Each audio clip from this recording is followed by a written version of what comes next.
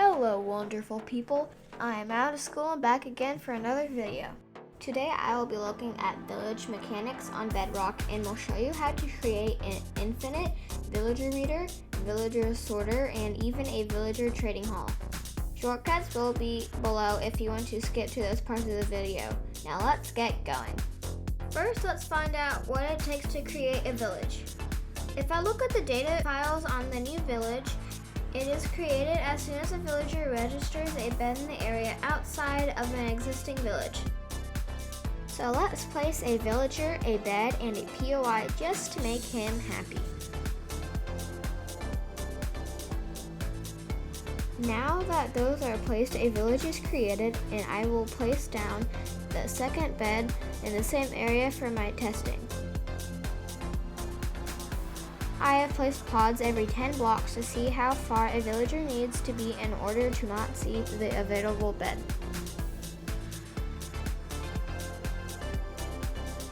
If I place a villager 95 blocks away from the bed, he registers the bed and starts running to it. If I place a villager 96 blocks away from the bed, it is totally ignored and the villager will just stand about. In fact, even if the bed was taken, a villager 95 blocks away from a village will run towards its center. Now I was trying to determine if this distance was from the center of the village or from the closest bed. As you can see, this villager will not register a bed if he is not in the same village area. Let's look at some pictures. Imagine an empty space with at least 250 by 250 area containing no villagers, beds, or POIs. Let's place one villager in a pod with one bed and one POI. A village is created with an initial size of 64 by 64 centered in the pod. A detection area is also created 184 by 184 blocks centered on the villager pod. Villagers in this area can detect any available bed or POI in the village detection area. If I placed a new bed or POI and activate them by a villager, the village size will shift to include the new POI. What's interesting is that the red and blue areas do not get bigger the same way. In one test, red grew 42 blocks to cover the POI, but the blue area only increased 14 blocks. I am sure there is more to discover, but I have an idea and now I want to build something. Building a breeder that goes into the nether is great, but the bed registration bug is still not fixed. Even if it was, the nether works the same way as the overworld when it comes to village sizes and such. When we bring the villager back to the overworld, it still needs to be outside of a villager registration area or it will link up to the first thing it finds available. Based upon what I have learned, I should be able to create a villager breeder in one village, then create a villager sorter or storage in another. I'm going to create two villages that have one villager, one bed, and one POI. And I'm going to place the centers 200 blocks apart. I think I actually did a bit more than 200 in the video. When a villager crosses the border into the second village, the breeder will breed a new villager in the first. In the center of my village, we have one villager, one POI, and 22 beds. This will allow my breeder to fill up and always have 19 villagers. Let's wait for this baby to grow up. Once we flick the lever, the villager will head this way. You will notice that soon after he crosses the border to this village, the breeder will start breeding a new baby in the other village.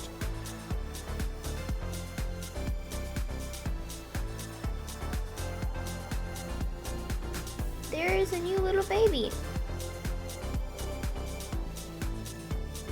So to create an infinite breeder, all we need is a water flow to carry our villagers the 20 to 30 blocks between the two villages.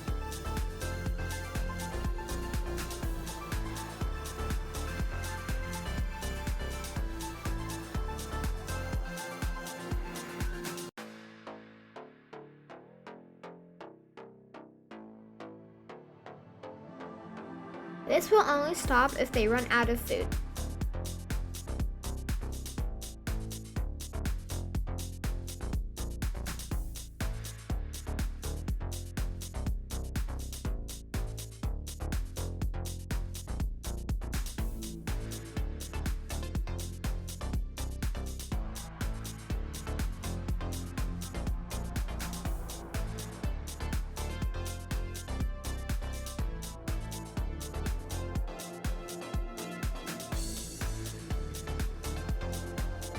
Now for the sorter.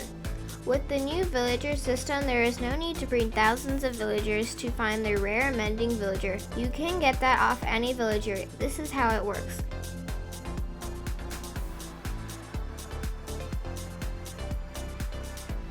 When a new villager arrives, place a POI above his head and check his traits. If you do not like his traits, destroy the POI and place it again, and his traits will be reset.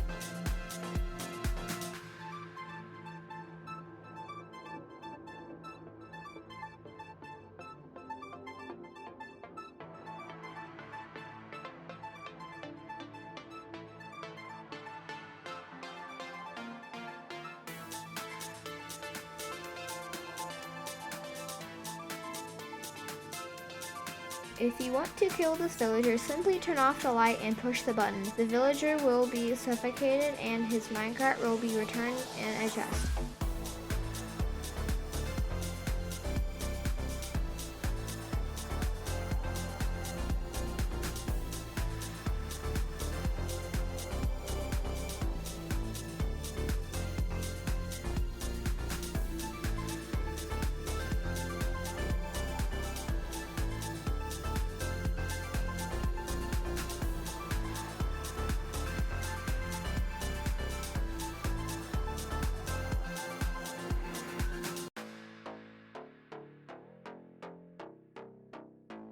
Now that our villager has the trade you want, you need to trade with him to get past level 2. Once at level 2 or above, his trades will no longer switch out and you can send him to your villager trading hall.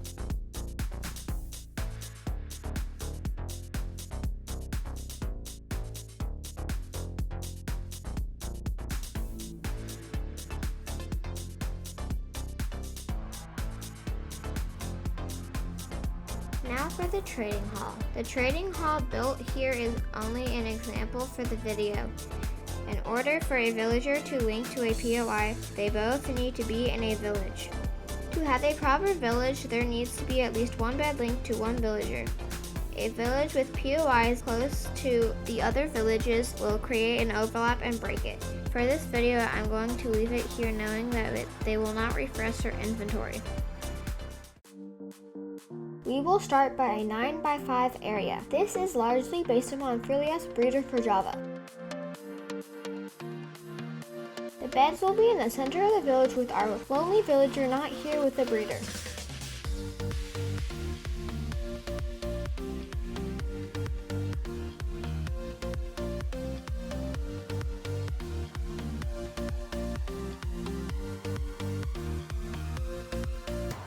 This build is 2 chambers side by side with a hopper in the middle to catch carrots that are thrown down by the breeders. The only reason for the 2 chambers is that the babies do not pick up any carrots. This is only needed if you are breeding farmers.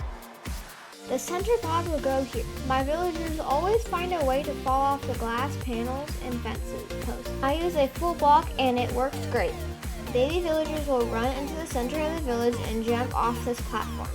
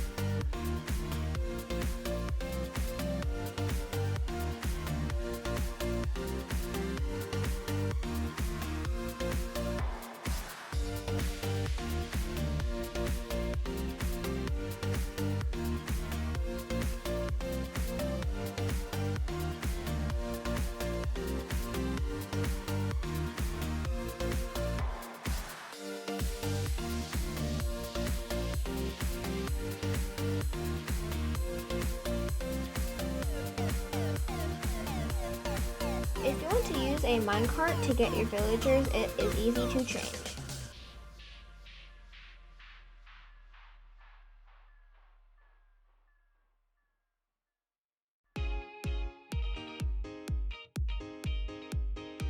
That's it for this build. On to the sorter.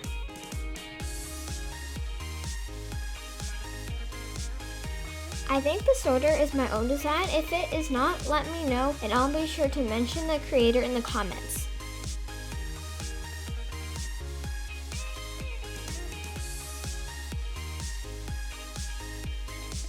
It is a simple design that will let you work villager trades and raise their level before sending them to a vendor hall.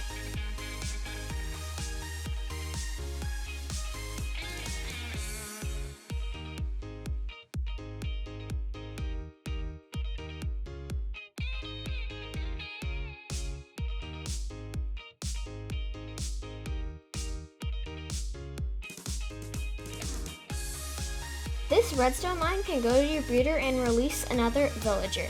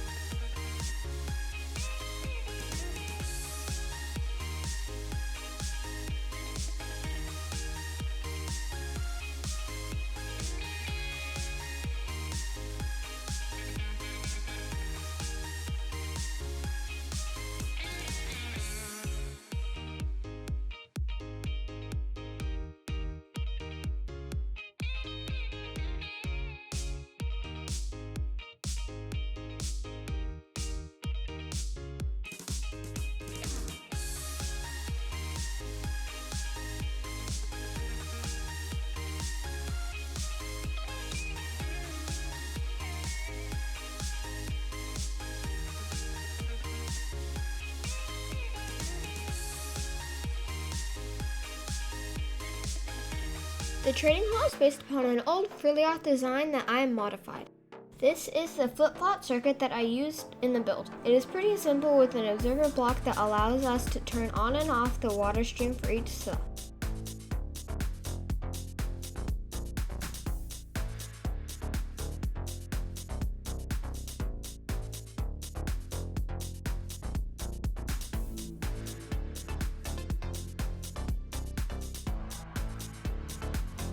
These vendor halls contain up to 7 villagers, but they can be chained.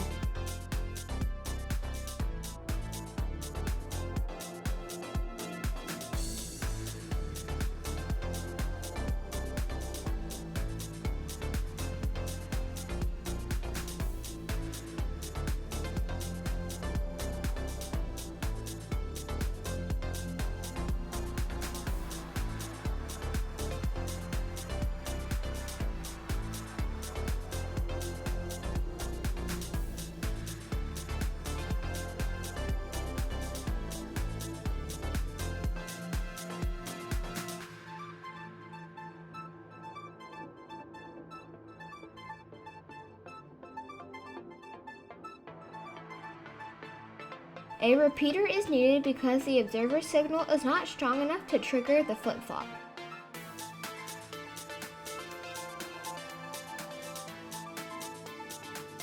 This one goes face up.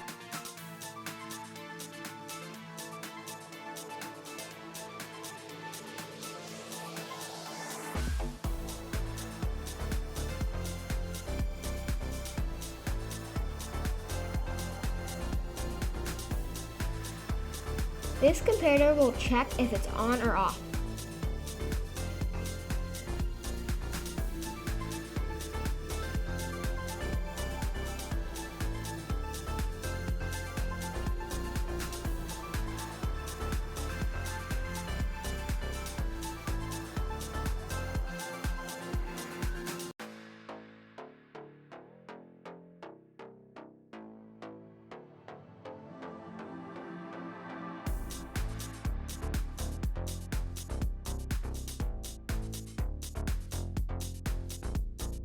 These gates block the water flow to fill the cell if it is empty.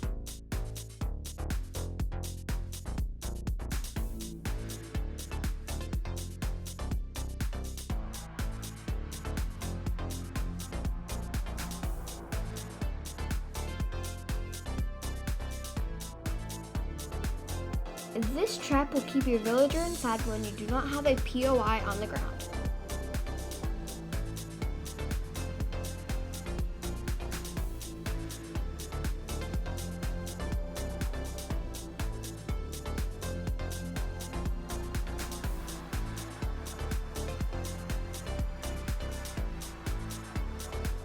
Mini torch tower to get the signal up to the sticky piston.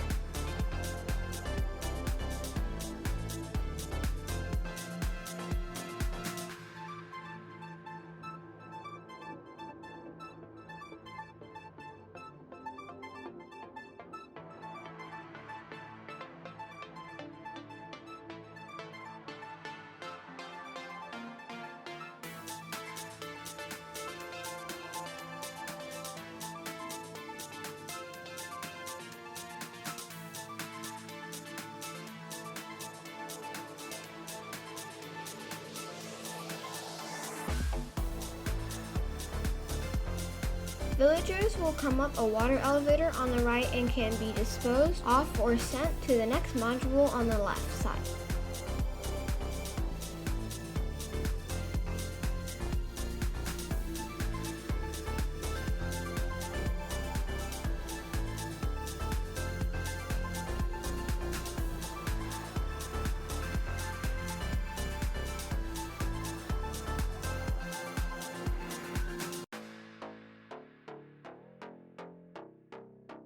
It is important to only put one item in the hopper. If it does not work, check here first to make sure there is only one item.